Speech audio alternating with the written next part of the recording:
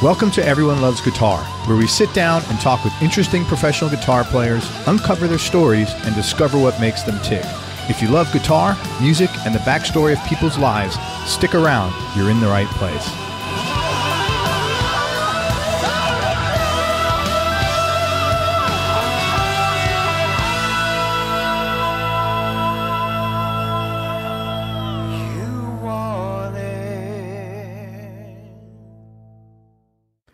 Hi, this is Craig. Just want to let you know you can now advertise here on Everyone Loves Guitar podcast. For more information, go to everyonelovesguitar.com/advertise. That's everyonelovesguitar.com/advertise. Hey, everybody, this is Craig Garber. Welcome to Everyone Loves Guitar. Got one of the top guitarists actively performing out there today, and a real successful guy and a very cool guy with Doug Rappoport. And I want to first thank, it took a nation to put this together. I want to thank Steve Morse, Gretchen Menn, and Kirk McKim for connecting Doug and I. Doug's originally from England, raised here in the States. His style is deeply rooted in blues and hard rock. He's been the recording and touring lead guitarist for the Edgar Winter Band for 15 years. Now, boys and girls, that's like 100 years in like real world times, I think, right? Is it 100 or maybe 130? He's played and toured with Rick Derringer, Pat Travers, Kim Simmonds from Savoy Brown, of course, Peter Rivera from Rare Earth, Mitch Ryder, and he was also a part of the Supersonic Blues Machine, and he's done a lot of other projects. He also travels to Japan once a year to tour with Japanese rock icon Ikichi Yazawa. He proudly endorses Ernie Ball Strings, Nags Guitars, who recently honored Doug with a signature model, the Doug Rappoport signature model. He's only the second artist to become a Nags signature artist after the legendary Steve Stevens. And he's also an in-demand session guitarist. His work is featured in many national TV and radio commercials. Notable spots include clients such as Ford, Metro PCS, which their commercial has Doug's guitar playing extensively, and Orcan. What is Orcan? It's pest control. Oh, cool. Yeah, we need that in Florida. Plus, he's been a standout guitarist on American Idol, and his playing can be heard in numerous films and film trailers. He also taught at Musicians Institute for a while. He's got a solo album out called Bionic, and he's currently in the studio working on another album. After living in LA for nearly his entire life, he recently moved to the Great Northwest and can sometimes be seen with his band, the DCs, playing in and around the Portland area. Doug, thanks so much for your time, man. I appreciate you coming on the show. Thanks for having me, Craig. Great to be here. Thank you, man. So you were born in the UK, but you came here really young. Yes, that's right. How come your family moved over? The story of that is my parents are from South Africa, actually. And oh, wow. My father, shortly after they were married, they moved to the UK where my father was finishing doing his medical school residency. And they fell in love with the UK. And after living outside of South Africa and being away from the apartheid government, their eyes were open to a bigger, better world than where they had come from. And they really couldn't see themselves going back to South Africa. My brother and I were born over there in England while my father was doing his residency. And so we decided to move to America because, at that time it was really difficult for doctors to make a decent living in the UK. So as much as they loved the UK, my father felt it would be a better fit for his career and a better place to raise my brother and me. And that's what happened. So we moved ended up in Los Angeles where I was for almost all my life. What kind of doc was your dad, or is your dad? He's a radiologist. He's still practicing. Yeah, socialized medicine's great when you're the consumer. Maybe not as great when you're the medical provider. Definitely, yeah. I could see that. That's really cool. That's an interesting story, man. Very cool. Yeah. And is it a safe assumption? Your bio said you taught at MI. Is it a safe assumption that you also attended there as a student? I did not attend. I didn't go to any music school. Yeah. I had a friend of mine in LA, a drummer, and he said, you can, go teach at MI and they, it's a cool gig, get a little extra scratch. And so I just called them up and asked them. They hired me kind of sight unseen. So that's pretty. So you had no musical training. No. I mean, formal training. Really? So how did you learn how to? Everything is self-taught. Yeah. And even your understanding of theory was all self-taught. It was. I got to say though, when I went to MI to teach, I got to get my hands on the curriculum, and I learned a tremendous amount about music and theory and things like that while I was there. So I did benefit as a student in a way by getting to teach there. Yeah. That's amazing. I didn't know they hired people that weren't like grads. That is. I think they were interested in having guys who were out there doing it. You know what I mean? Like I was a touring guy, and I think they liked the idea of having someone who was actually like on the road and doing sessions and stuff like that, and could teach these guys. And I thought that was pretty cool. So you must have learned. I mean, it's a rare thing that you've all learned all this by yourself, but you obviously must have absorbed a fair amount of theory, because I would imagine Edgar Winter is a very brilliant, just from all the music he's put out, I would imagine he's very theory rooted, and he wouldn't have somebody he can't talk and have a conversation with along those same lines. Yeah, that's true. I did get lessons here and there. Like when I first started, I got lessons. And then when I was in high school, I was lucky enough to get lessons with the great Gary Hoey right before his career exploded. That's so funny. I know Gary, had him on the show. That's wild, man. But wait a minute. But he was in the Northeast. He lived in LA. He actually lived in Santa Monica where I lived, and he was down the street. And what happened was I was like, I don't know, 17 or something. And I auditioned for this band and these guys, and they were like, man, I think you'd really benefit from getting some lessons with this guy, Gary Hoey. And they hooked me up with him, and Gary took me on. This was right before his career took off, like right before. So I got to get like a bunch of lessons with him, which were awesome. And basically what he told me is like, you actually know a lot of theory. You just don't know what it's called, what it's named, how it fits with this stuff. And so you can, most guitar players know a fair amount of theory, even though they think they don't. They just don't know the nomenclature. They don't know how it stacks up numerically or scientifically or whatever. Yeah. So I did know a fair amount, but it was great to get to MI and sort of put a name and a system to what I already kind of understood anyway. That's really wild. That's right. Because he had this whole thing with, like one of the radio stations out there, he did that Christmas special like every year. It was like wherever the San Diego Padres play or something like that. Or maybe it was just in San Diego. Mm-hmm. Yeah, he did something there. I remember that because I was a fan of his for years before I, met him on the show here. That's so cool, man. Really interesting. Yeah. Yeah. Okay. So what was like your first professional gig? Oh, man. As an adult? As an adult, well, I guess, I don't know. I mean, I had a lot of like local stuff. I tend to think my career kind of started when I got the Edgar Winter gig. That was the first time I got to like really do a proper tour and a proper, playing in proper venues, playing with real deal cats, Edgar, of course, being one of them. So I like to think that was real. But I mean, before I'd been paid to do,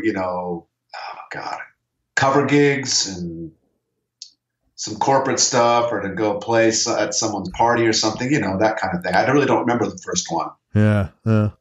So let's talk about some of these artists that you've played with. If you could tell me like how you actually got the gig and maybe a cool or interesting story, without like incriminating somebody's like, that kind of a story.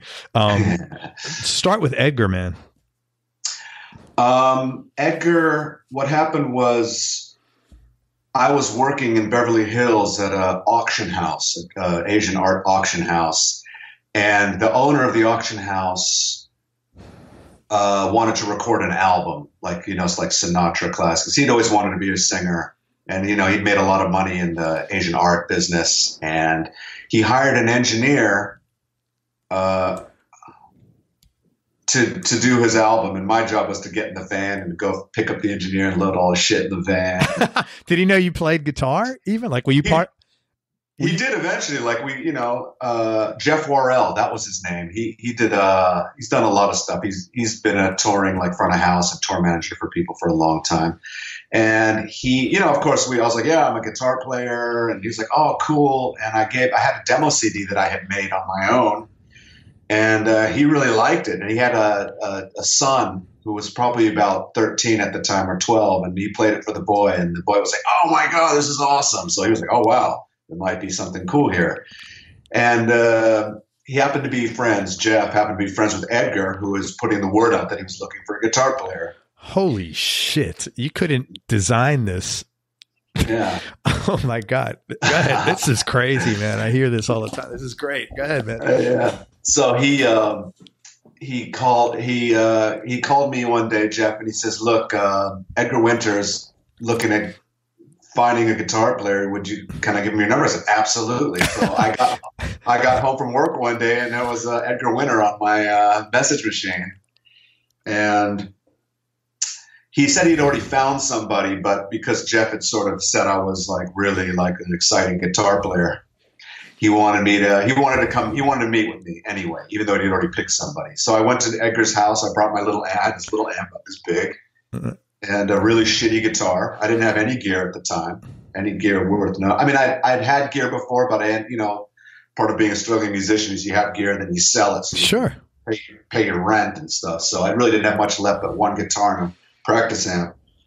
And I went in there and we did an audition. I sat in his room and he sang a bunch of blues licks and had me copy it.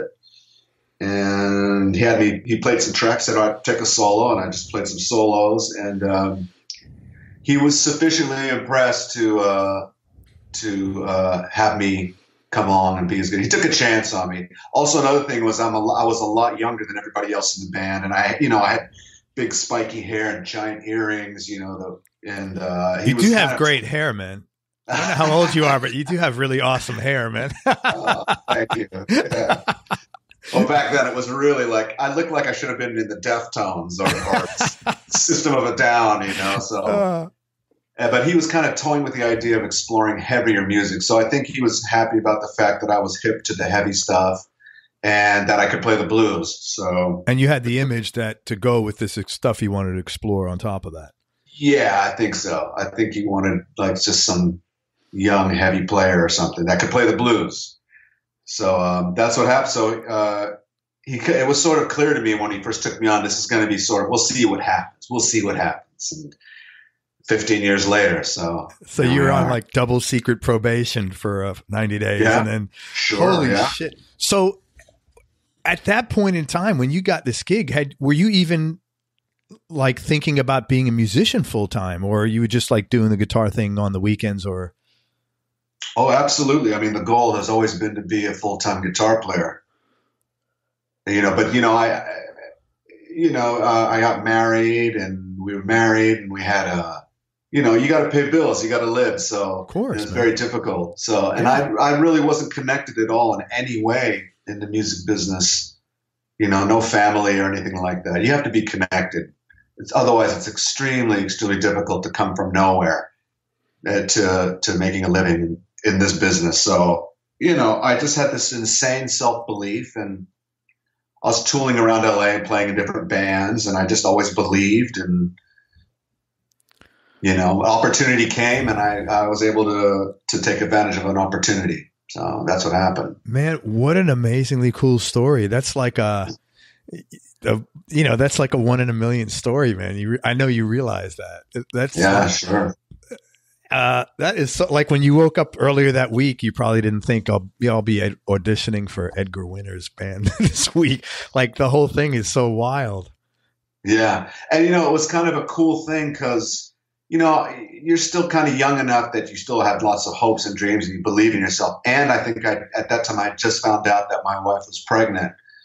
And so it was like I was sort of on top of the world. I was like, wow, I'm going to be a father. And, and then shortly after that, Edgar called me. So it was just like a really amazing time. I was just sort of seeing everything finally after all these years. It just sort of like was coming to a really cool point. So that's great, man. That is really cool. Thank you for sharing that story. That is really fucking amazing. Because I always ask people their stories, and by and large, 50 to 60% are conventional. You always get a gig from someone, but like 5 or 10% are like your kind of thing where the sun had to line up like exactly, like the likelihood, the only thing, like I always chalk it up to, it was serendipity, man. That was like destiny there. There's no other way to me anyway. I mean, I'm not like getting spiritual religious, but how that you can't, that had to be what your calling was, man. Yeah, I think everything you do sort of, and I really thought about this when I was looking over the questions you gave me, but it just seems like everything that happens, everything sort of moves your world in a certain direction. And really the name of the game is, are you going to be ready when an opportunity comes? Because I believe opportunity does come for those who really, really want it, but you do have to be ready to deliver.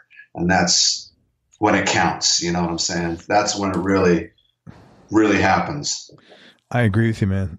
Very well put. Yeah, very well put. Pat. So now Pat Travers, because you've been with Edgar for the last 15 years now. So all these other things, I'm assuming, were either side projects or things through Edgar, maybe? Yeah. The thing with the rest of the guys on there, except for Rick Derringer, they were all part of a tour where they were all like with Kim Simmonds, like we did a tour and Kim Simmonds and all these other classic rock guys were on the tour, and I would play guitar for them during the tour. So it would be with Edgar and for those guys. So that you were the house band for these guys. Yes, exactly. Cool. Man, so talk about some of these guys. Like talk about Kim Simmonds. I love that guy's tone. My God, what was that experience like? Kim was great. He's such a gentleman. He's the nicest guy. He tells this great story. That a lot of people don't know, but like Foghat was Savoy Brown. Oh, I didn't know that. Yeah. So what happened was Kim had this band in England, and they were doing really well in the blues scene, but the rest of the band really wanted to go in a heavier direction. And Kim was like, no, let's keep it more American R&B. I want to keep it more blues. And the rest of the guys said, nah, you know what, we're going to go off. And that's what Foghat became. Oh, interesting. I didn't know that. Yeah. Yeah. So Kim was sort of, we would all hear the story and go, oh, God, because Kim's so sweet and he's so talented. And it must have been weird that they went off and sort of became these big rock icons. And he's still a legendary guy. And I don't know, anyway, it's just an interesting story, but it was really great. He's a very giving guy. He really liked to give me a lot of spotlight to play, and very generous, and it was just great to play his songs. And just to digress slightly but still be on the same subject, when I joined Edgar, I really wanted to please him because he's such a luminary, and I'd say to him after the gig, how am I doing? What can I improve on?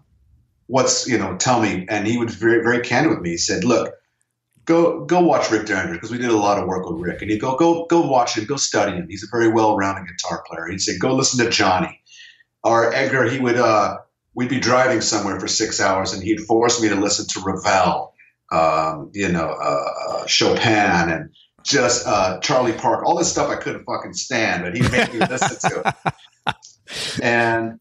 And we'd talk about it. So he really took me under his wing.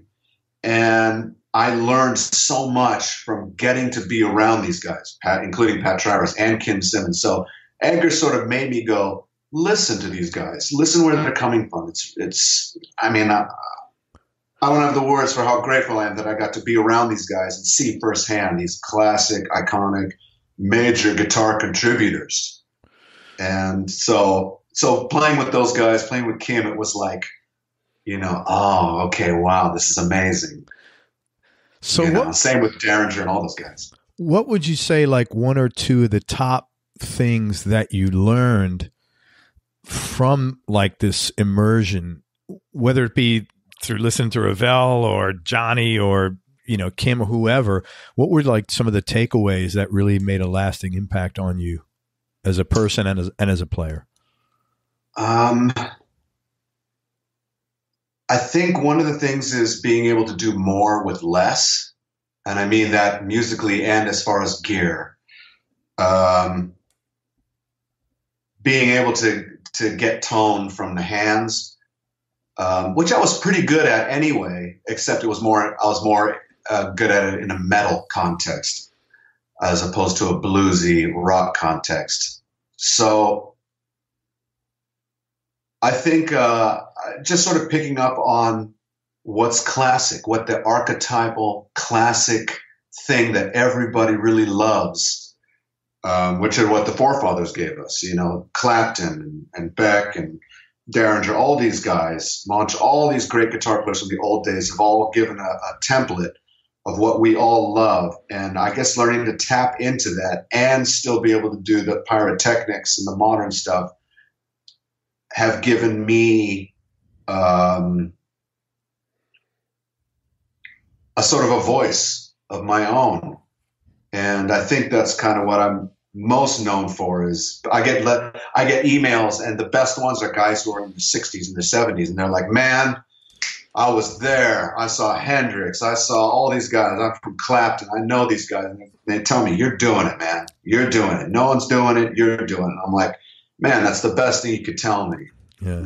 So I love that. That's the advantage and what I take away from getting to play with these guys musically, really. Well, just to let you know, when I had interviewed Steve, and he said, listen, you got to interview Doug Rappoport. He is the hottest guitar player out there right now, and he's so consistent.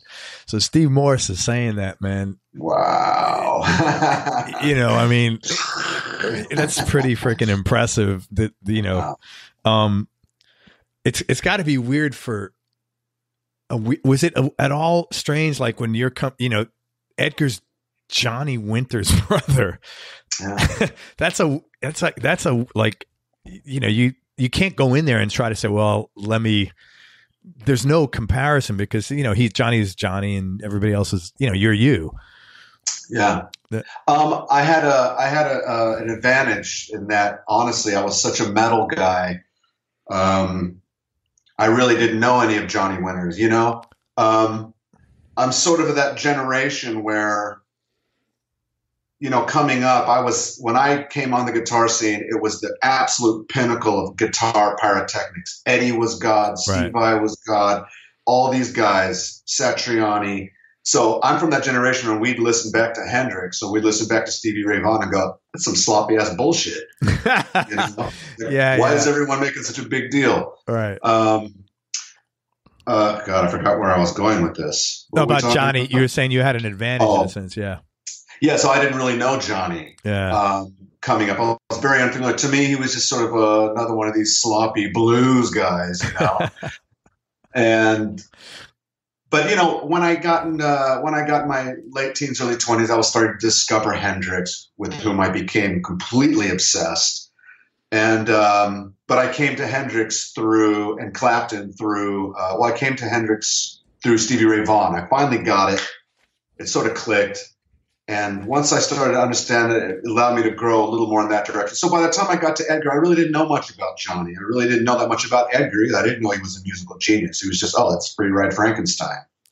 So I kind of went in there ignorant. I didn't have the weight of the awesome, iconic legend weighing down on me. It was just like, oh, okay, here we go. So no, I could see that definitely being a help. Definitely, because you didn't have any pressure on you. Yeah, exactly. Yeah, that's really good. That was a blessing, man. Yeah. What was it like playing with Peter Rivera? Talk about a talented writer and performer. Man, it was something else. We had such a good time playing with Peter Rivera.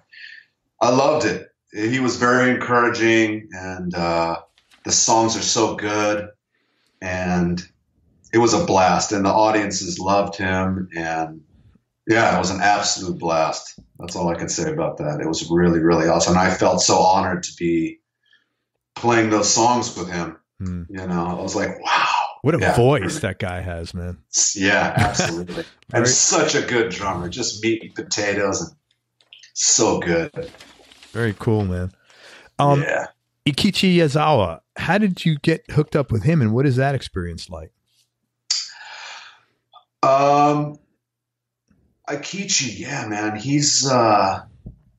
I didn't know anything about him. My friend Jimmy Paxson, he's the drummer for Lindsey Buckingham and Stevie Nicks. He'll probably be the Fleetwood Mac drummer one day. He had that gig, and he was trying to put together a sort of killer band that he thought would be great for Aikichi. And he had called me years ago and mentioned it to me, and suddenly a spot came available, and he and the bass player for Yazawa, a guy named George Hawkins, who unfortunately passed away recently, but a brilliant musician, they went to bat for me. They put my name in the hat and really went to bat for me, and I got the gig. They just sort of went on YouTube and saw me and invited me along, and I've done 2 tours with them now. And it's amazing, man. It's like real deal, top notch. The guy's huge. As soon as he announces a tour, it sells out. Done. It's like you're playing, like 2 years ago, we played Budokan 5 nights in a row, sold out. And then this last year was all stadiums. So it was Tokyo Stadium, Osaka Stadium, and just absolute crazy, huge rock and roll show. So it's a blast. It's really one of the best experiences. How long does that tour run for? The first one I did was a little under 3 months. This last one, I was only there for about a month.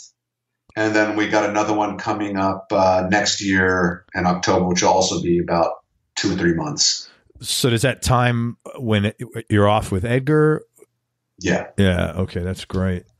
Yeah. Wow. Yeah. That sounds like an excellent gig. I've talked to guys that have things actually over in Japan or in China, and everybody's like, they're so, I mean, it's obviously financially it's rewarding, and it's just the way you're treated. Everybody's like really happy with. So yeah, congratulations, man. Good for you. Thank you. So you grew up in LA. What was your childhood like? My childhood was good. I grew up in Santa Monica, which at the time was just a little beach town. So, as opposed to the crazy traffic, wild mayhem it is now, but it was like a little beach town. I was walking distance from the beach, you skateboard in the streets and go surfing whenever you wanted, and it was fun. No complaints. It's pretty easy peasy. Very cool, man. What is there anything like that you're looking at doing that you haven't done yet over the next few years upcoming? I would like to tour with my own band in my own right.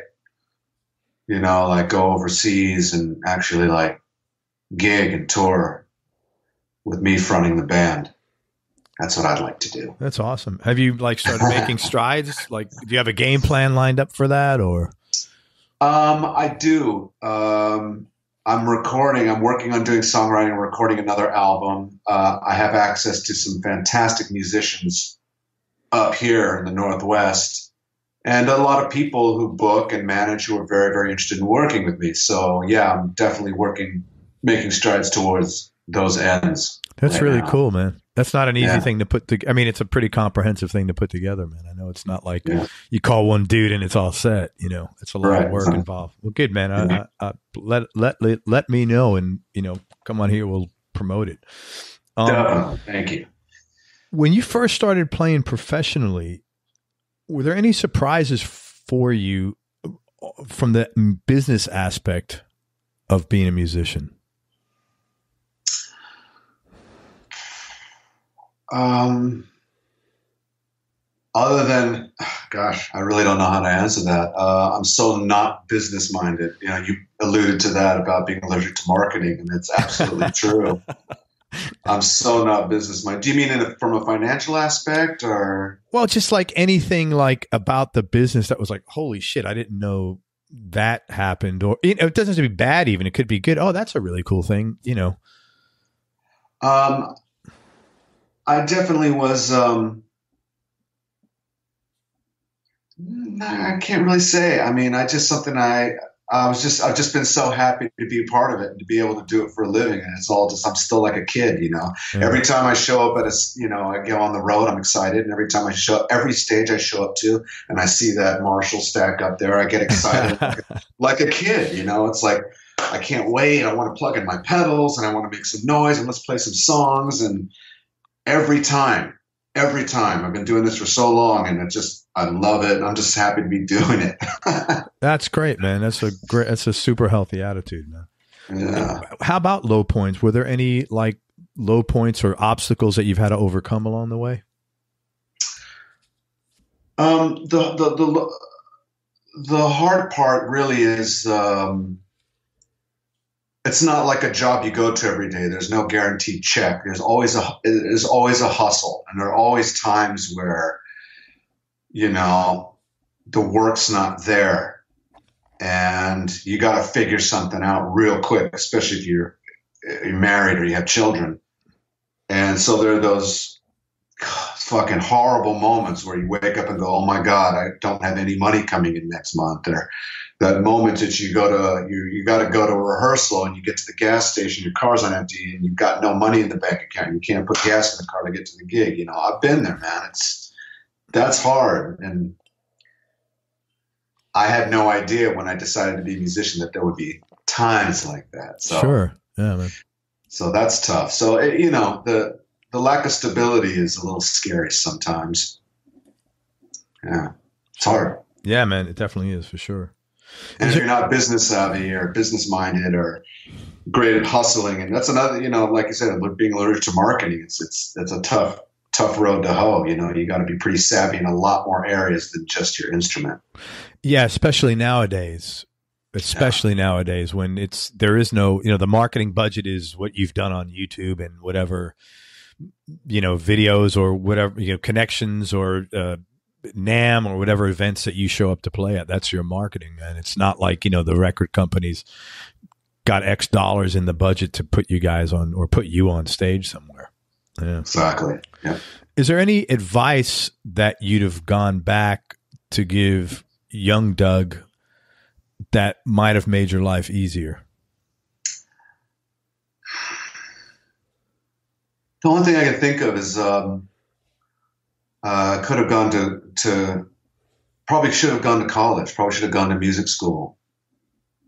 I think just have been better trained. I come from a generation of guitar players where schooling was really looked down upon. As opposed to today, it really seems young people are anxious to get to school and learn as much as possible, which makes sense. But when I was a kid, it was sort of like, yeah, fuck reading, dude. That's bullshit, dude. It's going to take away from your spontaneity, or, I can totally tell someone's been to school, man. They got no soul, man. There's no feeling in the playing, man. It was sort of that vibe going on around the scene. And I had an opportunity, my father offered to send me to Berklee School of Music, let's do everything we can to give you a fighting chance. And, and I didn't want to do it. And I think it was I don't like to think about mistakes. Everything has sort of happened and brings you to where you are. So yeah, I agree. Maybe it could have been, I could have gotten there earlier or be farther in my career. Who knows? But if I were to go back in time, I'd shake young Doug and go to the school. Yeah. If for no other reason, which I didn't understand then, is that's where you make your life connections, is when you go to college. That's where you meet the people. I thought you could just I'd come into LA, I'd have this fabulous smile, they'd hear me play Eruption really good, and I'd go, let's give him all the work. Yeah. This is the man, That's great, it doesn't work man. that way. Yeah. They call their friends. Let's give him all the work. Exactly. That's great, man. Look at his hair. Look at his teeth. Let's do it. So it was just like, I realized pretty soon that talking to session guys here, they went to school and they were getting the work because the guys that they were roommates with in college were the ones who were producing records and doing TV commercials. And they call their college roommates now. That's who they call. Yeah. They call their friends. They're not looking through the papers looking for some guitar player. Yeah. So that's a good reason to go to school right there. Yeah, very much. It's funny. I always ask people when they go to school, is there people that, whether it's Berklee or, Musicians Institute or GIT back in the day, did you go to school with people that you're friendly with still, or that have made it in the music business also, and it's always yes. My roommate was this person. I played in a band with this it's just prolific. Exactly what you're saying there. So right, it's true, man. Mm. Hey, let's talk about gear for a few minutes. I know you've got your Nags guitar custom. What's your like go-to guitar right now, and what other 2 guitars or 3 guitars would round out your top? Oh man, I'm all about the Nags Kanai guitars. Those my signature guitar. My first signature guitar is number 1. Number 2 is my other signature. It's a gold top. It's also a Doug Rappoport. And then my number 3 is another Kanai that I really like. And I'll throw in a number 4 because I do at times need a Strat. And the Strat that I like is the Friedman. I got a Friedman Strat with a humbucker and 2 single coils. It's called a Vintage S. And it's built by the great Grover Jackson. And it's cool. Absolutely fantastic Strat guitar. So those are my go-tos, are the Doug Rappoport. And I'm not just saying that to be a marketing prick here. It's really Dude, show me one of your guitars. Pull one down. Sure. I got to see it, man. Sure. Thanks.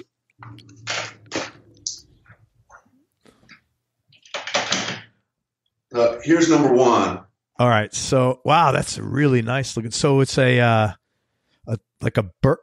Is it like a burst? I like okay. So it's a Nags. It's, just for the listeners, it's in a kind of a Les Paul sort of body. It's got 2 humbuckers. It's got really nice binding around, like purfling is around the edges there.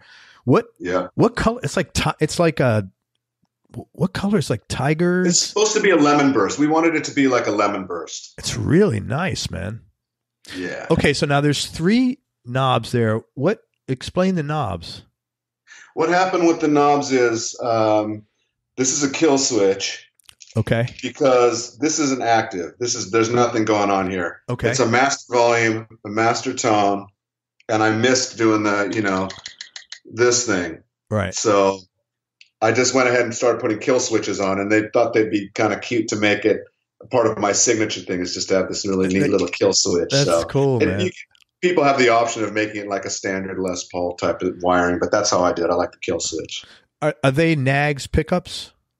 No, this is a Seymour Duncan 78, and which comes stock in a Doug Rappoport signature model. You get the 78. And then this, I think, is a 59 neck. I don't really know. I don't really care what's in the neck. I never use it, so I really don't care. You can put whatever you want in there, as far as I'm concerned. Is that chambered, or is it heavy, or what's the? No, this one is. It's a little heavy, like a Les Paul. It's the same formula as a Les Paul. It's the same scale length. It's mahogany neck, mahogany body, maple cap. Looks great. And is that it's a rosewood fretboard, it looks like, or is that ebony? I can't really see it. Yeah, it's rosewood. Yeah, it looks nice, man. Very cool. Yeah, well, congratulations on the signature line, man. Oh, thank you. Here's number 2. This is also a Doug Rappoport. It's a relic gold top. Yep, looks great, man. Very cool looking. The same thing with the kill switch. That's funny that. Yeah, that's kind of the. That's Doug a great Rappoport identifier, man. Yeah, you can always tell Doug's guitars, they have a kill switch. Here's that Friedman Strat I was telling you about. Oh yeah, that looks great, man. So it's an HSS 5-way switch, a relic maple. Is that relic maple neck? It looks like from here. Yeah, it looks cool, man. Yeah. When do you use the Strat? Anytime I want to sound like Van Halen. I hear you. Now, and so the Nags, you're doing most of the blues stuff on that. Most of the what? Sorry? Most of the blues stuff you're doing on the Nags. Yeah. Very cool. Man. Yeah. Very cool. Yeah. Like if I had to ask you who's your favorite guitar player, I know that's like a ridiculous question, but not necessarily guys that have influenced you, but players that you like right now that you enjoy. Man, I think Eddie Van Halen's the greatest guitar player that ever lived. That's my thing. Eddie Van Halen. He's just the greatest ever. There you go. I know it's a contentious subject, but yeah, that's my guy. No, it's not. People that, man, so many people, guitar players, obviously love Van, especially that are in your age bracket. I mean, that grew up with that. I mean, it's like, you know, it's funny because if I interview guys 10 years older than me, they're all like, the Beatles turned them on to music. Guys my age are usually like, well, it was Hendrix. And then, the decade below that was starting to get in, like, you know, Van Halen was the trigger. So it's very generational, man, for sure. Yeah. What's the best guitar and best amp that you've ever owned or played? I don't want to say amp because it's I can get in a lot of hot water with the amp thing. I got too many guys that love me to say their amp. It's tough. I mean, I can say without hesitation the Nags guitars are the best guitars I've ever played. So, wow. Okay. Yeah, I'm super thrilled to be with them. Yeah, amps, I don't know. I like a bunch of different amps for a bunch of different reasons. Okay, let me reframe the question. Has there ever been an amp you've owned that was the best amp you've played that you regret letting it go, or maybe you still have it and you pull it out once in a while?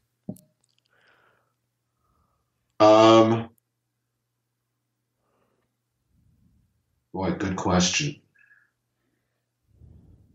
The only thing I regret letting go was I had a great VHT power amp, stereo power amp. That thing was awesome. I could have done so much cool stuff with it, but I had to sell it.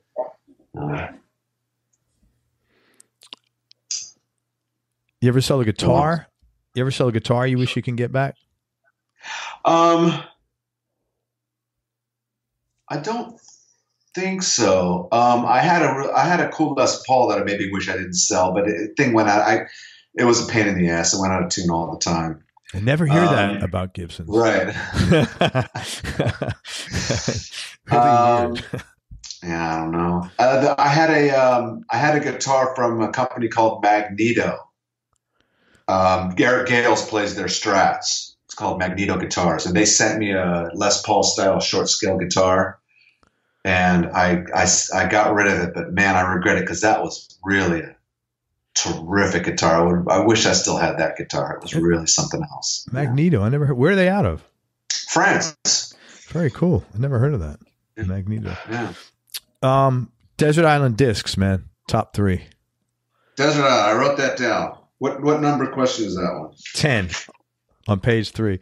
Everybody loves that question. It's so funny. It's like a really good question. Everybody seems to like. They like it and they hate it, but everybody has an answer for it. You know. Oh yeah. Okay, here we go. It is. All right, Yngwie J. Malmsteen live at Leningrad. Mm-hmm. For those about to rock, and Van Halen 1. That's very good, man. That's very diverse within that genre. Yeah. And Van Halen 1. Very cool, man. Yeah. All right. So the rest of these are a little tougher. Not tougher, but you know, they're not yes and no's. What would you say is the best decision that you've ever made? It doesn't necessarily even have to do with music. It could be whatever you want. Oh man, that's such a tough question. Best decision I ever made. God, I don't know. That's a tough question. I'm such a self-critic, you know. I'm really hard on myself, so everything I do, I think is totally stupid. So, let's see. Most driven people tend to be hard critics. Oh, it's like the blessing and the curse of being a tough critic on yourself. You get excellence, but the route to getting it isn't necessarily easy or fun. Right. Yeah. Oh, gosh, best decision.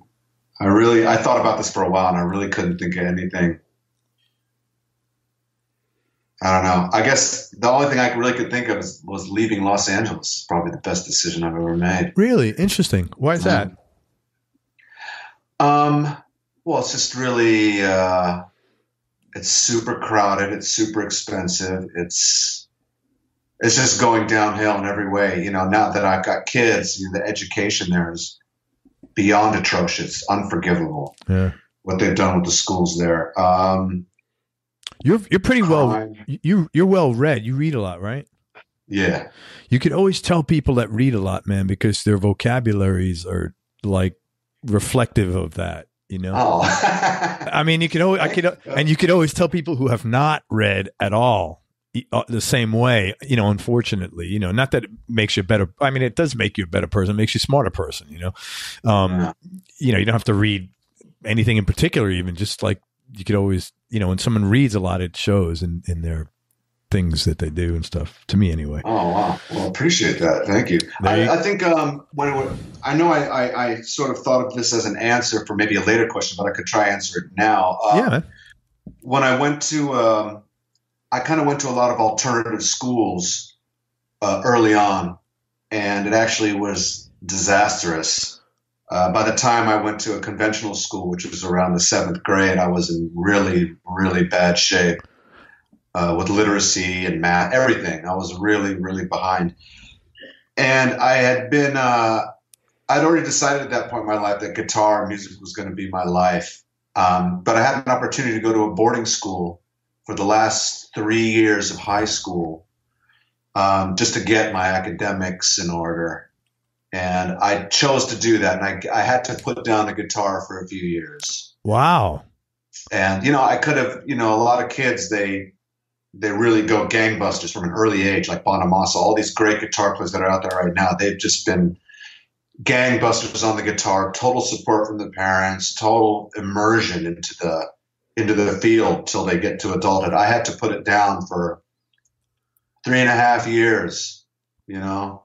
But I decided to do that because it was important to me that I have some sort of educational foundation. And what I got out of that was a voracious reading appetite. And so I put music aside to salvage my education. And I think even though it probably hurt me because that's a prime time to have really been doing music, I put it on the back burner, but I think in the end it was probably the best decision.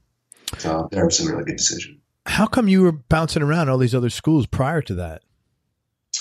If it's not too personal, if it is, that's totally cool. You don't have, you know, we just skip it. No, it's all right. I have to really be cautious on how I speak about this. I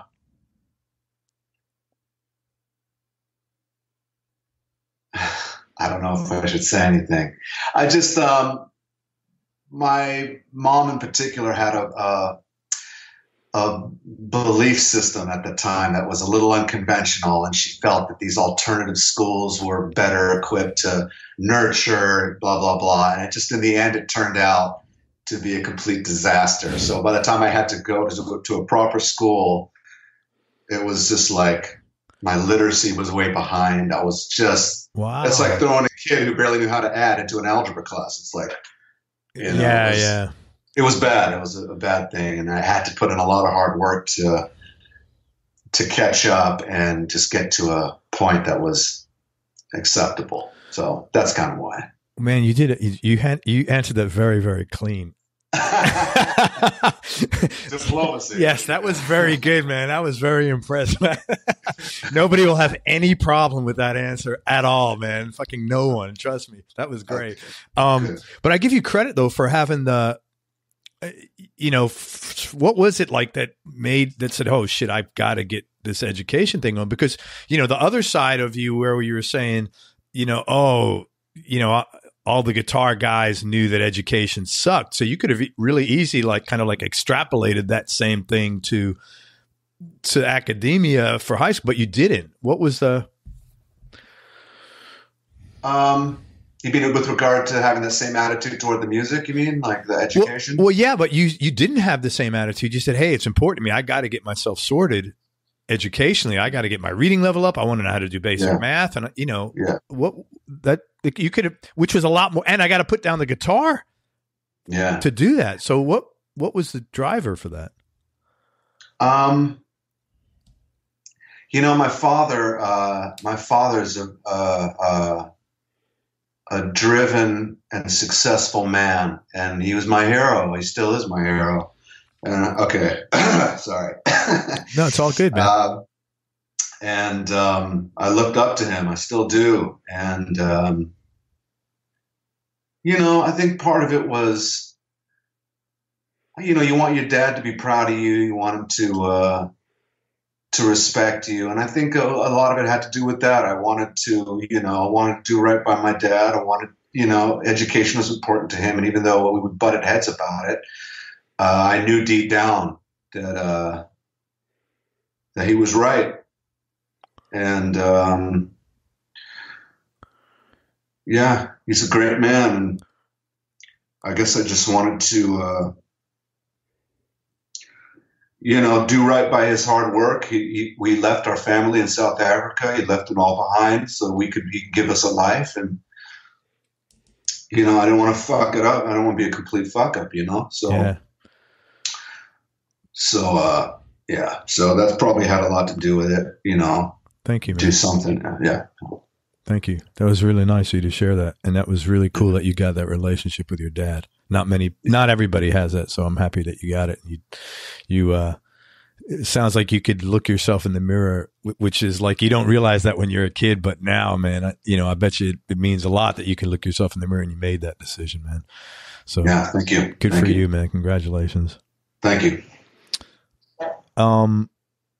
So through all this, what are some of the most important things you've learned about you?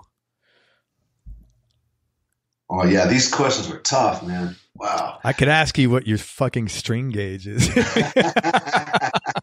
So what if you put on those nags?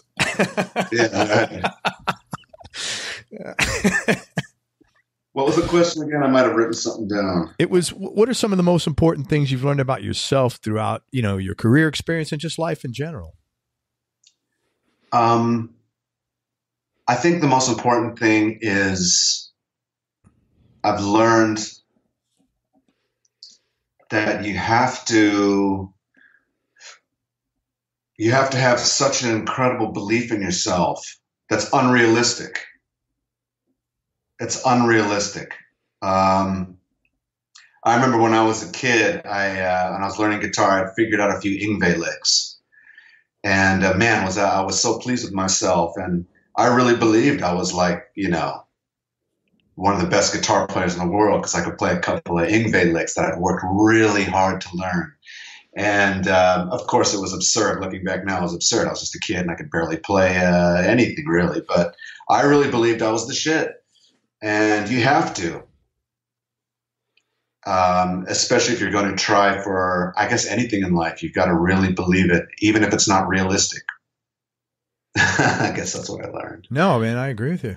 Yeah. And the old thing, like, if you're a reader, you definitely read something like this where you're like, aim high, dream big, because even if you fall short by 50%, it's 50% short of a big dream than, 50% short of a tiny little dream, Yeah. So, yeah, I agree with all that stuff 100%, man. And I remember my dad, my dad's obviously been always worried, about me. And he used to say, he asked me many, many, many, many years ago, what's your backup plan? And I said, there is no backup plan. And he says, what are you going to do if you don't make it? And I said, this is going to sound really heavy, but I said, I'll probably kill myself. Of course, I'm not a suicidal guy, but that was my attitude. It was like, it's this or fucking death. There is no option. Yeah. So that's where you got to come from, man. So. How old are your kids now? My son's 15 and my daughter's 10. Does your son play? Do either of them play? My son has no interest in music. He's an athlete. He's a very good athlete. So he's all about sports. And my daughter is, she's very musical, and she's taking piano lessons and she loves it. She's very good at it. Oh, that's nice, man. So were you like, when you realize your son's not into music, were you like, thank God, or were you more like, okay, it didn't matter or whatever? Whatever. It doesn't matter. It didn't matter. Yeah. Yeah. Happiest moment or time in your life? My son, when my kids were born. That's the greatest thing that's ever happened. So Yeah. I have a question. Who's had the biggest influence on you, both musically and personally? God, that's tough. Musically, so many.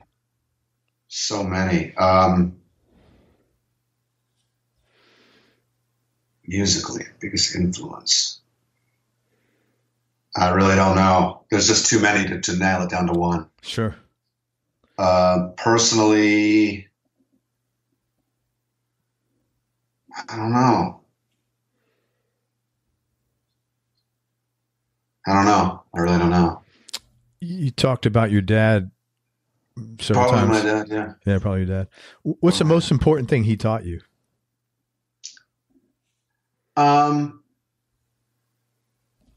He taught me to do what I love, to do what you love. That's what he taught me. That's what always stayed with me when I was figuring out what to do with my life was, well, this is what I love and I'm going to do it.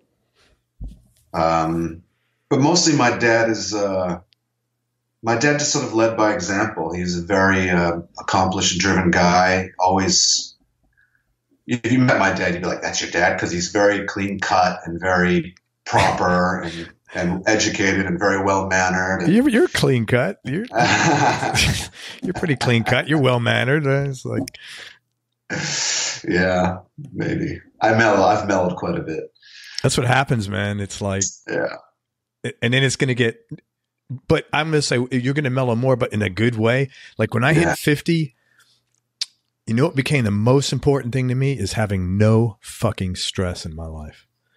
Oh, wow. None. And so I realized that a good part of the stress I had was because of me, just decisions I was making or not making. Yeah, of course you got, some environmental things, but I was like, so I just changed how I was handling anything that would not, so I just do not have stress. And it was like a 1 million pound weight lifted off my shoulders. And it literally happened like fucking turning that kill switch on.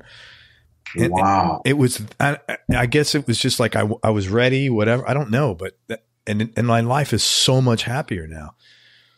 It was, that's amazing. It was weird. Yeah. And like, and I'm not like talking about drama stress, cause I'm definitely not a drama guy. Just the way I process things. I just made active choices to change, just get rid of all the stress, Wow. And so you'll still like, don't worry, there's a lot more mellowing to come. In a good way though, man. You don't become like a pussy or anything, but at least I hope. Yeah, no, I totally get it. But you just more chilled out, more like zen about shit, I totally get it. Yeah, I totally get it, what you're saying. Yeah, for sure. How about your mom? What's the most important thing she taught you, Doug?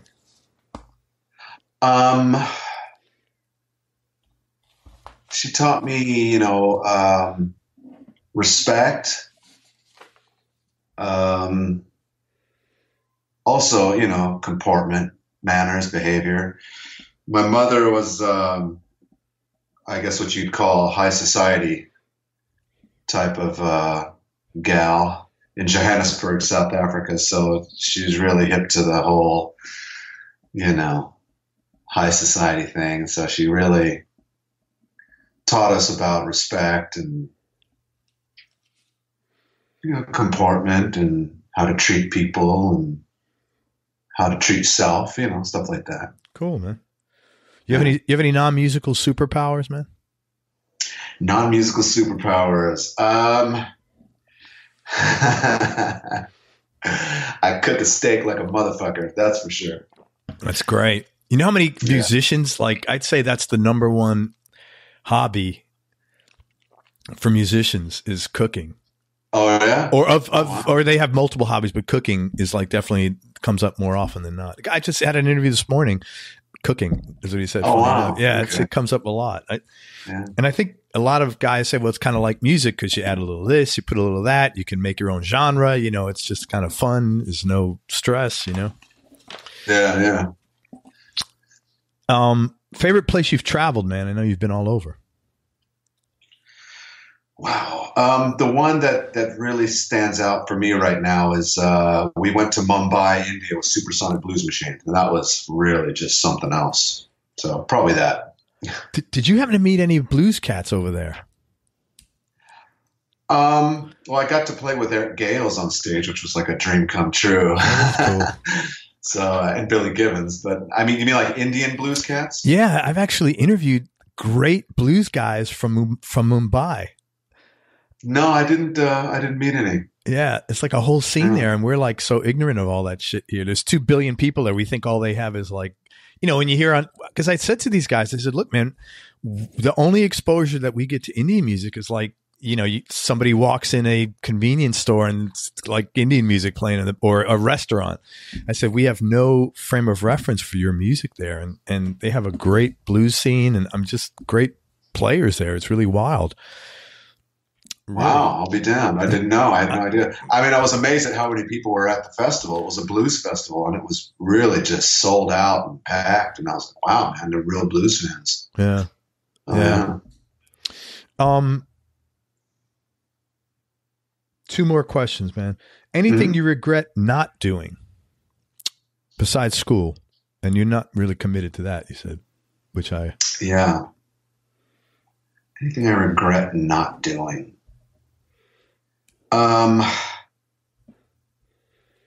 No. Nope. Awesome. Yeah. And then last question, man, and I can't thank you enough for everything. This is really cool. Sure. Biggest change in your personality over the last 10 years, and how much of that has been deliberate and intentional, and how much is just part of aging? That's funny. I was asking my wife about this the other night. Have I changed much in 10 years? What did she say? She just said, I don't know. I think she just kind of rolled her eyes and you're like, what a silly question for you to ask me. How long have you been with her? Oh, we've been together since high school. Oh, wow. That's great, man. Congratulations. Yeah, thanks. That's nice. Yeah, we've been together a long time. I don't know. I guess just that I've mellowed, really. I've just mellowed. My urine stream isn't as fast as it used to be. But yeah, man. Yeah, that's it, really. And I think it just has to do with aging. I really haven't changed that much. I just sort of mellowed a little. I'm not as quick-tempered. I'm a little more circumspect when I talk to people. Yeah. I don't put my foot in my mouth as much as I used to.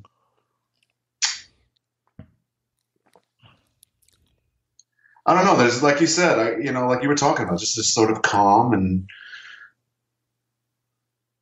that's all I can think of, really. And I think it has everything to do with aging. I haven't made any conscious decisions to change anything. I just sort of seem to chill. I just, you get to a point where you go, I've lived long enough now. I can just sort of look at what I've done and count my blessings and not sweat the bad shit so much. And just, I got my kids, I got my career, I got friends, and, it's all good, man.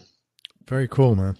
Hey, let me tell people where to find you and all that good stuff. First of all, when is Edgar going back out on tour? The only thing we have right now is in February, we're doing a rock cruise. Which we've done a few times. It's called a Rock Legends Cruise. Everyone gets on a boat and we just sort of sail around the Caribbean and do concerts. Gary Hoey is going to be on that one, so it'll be cool to see him again. That is cool. And I'm going to LA here, sort of right between the NAMM show. We're going to be recording an album with Edgar. So we're doing like a Johnny Winter tribute. We're doing a bunch of Johnny tunes, and we'll be recording at Capitol Records, which I'm really excited about. Oh, that is cool. Yeah. So other than that, I'm sure we'll be having a lot of dates coming up in the spring and in the summer. Will he be touring to support that record?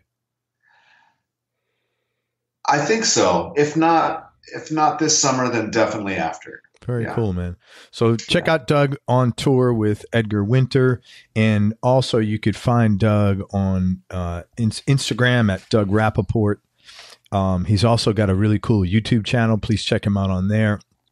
If you are a manufacturer or distributor, Doug does a lot of demos.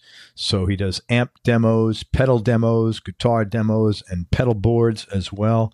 And he's got a very good following. And if you want to get a hold of him, you could email him, Doug@DougRappoport.com. And his last name is spelled Rappoport. So it's Doug@DougRappoport.com. If you're just listening to this, please don't be a dick and just email Doug stupid shit. He's busy like everybody else. And, well, I mean, right?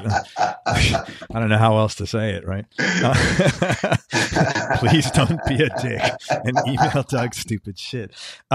Anyway, you get what I'm saying, and just respect his time, and that's it, man. And if you see Doug in Mumbai or anywhere else, come say hello. And yeah, man, come say hi, dude. Any final words of wisdom? Final words of wisdom. You know what? Somebody, I did a Instagram video, or no, maybe it was YouTube, and because I have nice guitars and I have nice gear now. I've got these beautiful amps, and I get a lot of people kind of being smarmy. You know, how'd you get, oh, it must be so nice to have all that expensive shit, man, like this. And I always write back to them and I go, hey, I understand. I tell them, Nags is really the same price as a custom shop Les Paul. And these amps are, they're expensive. But what I tell them, I go, I understand. I've been there. I've had nothing. And I've looked at people with great gear and been like, oh, man, fucking bullshit. How did he get that? What I tell people is, keep at it, keep doing it, keep believing, and it comes to you. It does. It will come to you. So I just tell people, believe, keep going, keep the dream alive, and the goodies will come. So there you go. Yeah, man, I have this thing on my wall. It says there's only 3 reasons you will not be successful. Number 1, you don't try new things. Number 2, you don't learn from what you try. And number 3, you give up. So, because everybody has shitty days, man. I do. That's why I have that up there, man. So absolutely. Wow. So don't give up, dude. Yeah. Thank you very much for everything. I really appreciate it. Thank you, Greg. Everybody, thank you so much for listening. If you enjoyed this interview, please share it with a friend on your social media channels. We really appreciate your support.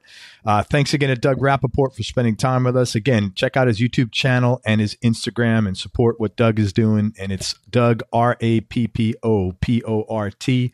And make sure you go to everyonelovesguitar.com, sign up to get on our newsletter list so you and I can connect. And most important, remember that happiness is a choice, so choose wisely. Be nice, go play your guitar, and have fun. Till next time, peace and love, everybody. I'm out. We hope you enjoyed this show. If you did, subscribe to the Everyone Loves Guitar podcast, and you can do this online at everyonelovesguitar.com or on iTunes. And if you like the show, please leave us a 5-star positive review. The more 5-star reviews we get, the higher our show ranks, and higher rankings mean we get to continue speaking with cool, interesting guests on our show. We'll see you on the next episode, and until then, keep playing your guitar and have fun making music.